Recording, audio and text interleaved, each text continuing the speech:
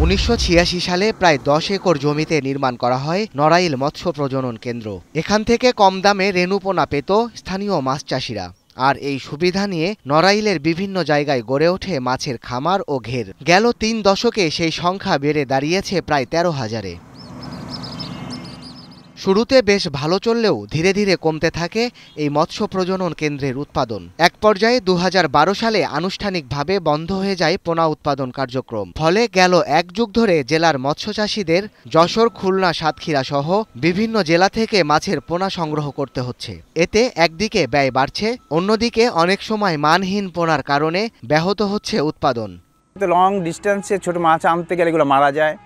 তারপর আবার দাম বেশি পড়ে, ক্যারিং বেশি পড়ে, এর কোয়ালিটির সম্পর্কে আমাদের অনেক সন্দেহ থাকে। আমাদের নড়াইলে মাছ ফিশারি থাকা কারণেও আমরা এই জায়গায় কোনো পোনা বা কোনো সুযোগ সুবিধে আমরা পাই না। যে মৎস্য হ্যাচারি আছে, এই মৎস্য হ্যাচারিতে যদি কার্যক্রম চলে তাহলে জেলার যারা মৎস্য চাষি, যারা তৃণমূলে চাষ করে মৎস্য চাষ, তারা কম খরচে মৎস্যের চারা পাবে এবং তারা লাভবান হবে। এ অবস্থায় আধুনিক প্রযুক্তির মাধ্যমে ফের প্রজনন কেন্দ্র থেকে পোনা উৎপাদন করে স্থানীয় মৎস্য চাষীদের মাঝে সরবরাহের দাবি ঘের মালিক সমিতির।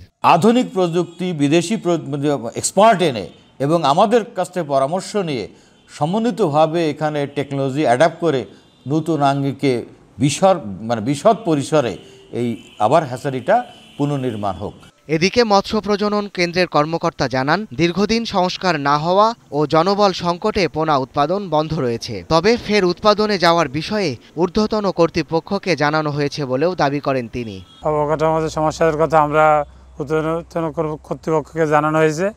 আশা করা যায় ভবিষ্যতে এটা ঠিক করা হবে এবং উৎপাদন কার্যক্রম চলমান হবে। প্রজনন কেন্দ্রটি চালু হলে স্থানীয় মৎস্যজীবীরা উপকৃত হবেন, তাই পুনরায় চালুর চেষ্টা চলছে।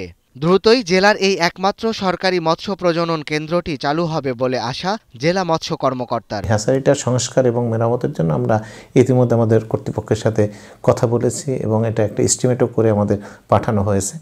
আশা করতেছি আমাদের অধিদপ্তর এই বিষয়ে কনসার্ন আছে এবং হয়তো শীঘ্র আমরা এটা ব্যাপারে সংস্কার করে আমরা রেণু উৎপাদন কার্যক্রমে আসতে পারব। নড়াইল জেলা একটি মৎস্য চাষে উদ্বৃত্ত জেলা। এ জেলার প্রায় 8 লাখ মানুষের মাছের চাহিদা রয়েছে প্রায় 16,000 টন। প্রতি বছর এখানে উৎপাদন হয় অন্তত 18,000 টন মাছ। এখন Narail. Lily lemon face wash. Lily, always be you.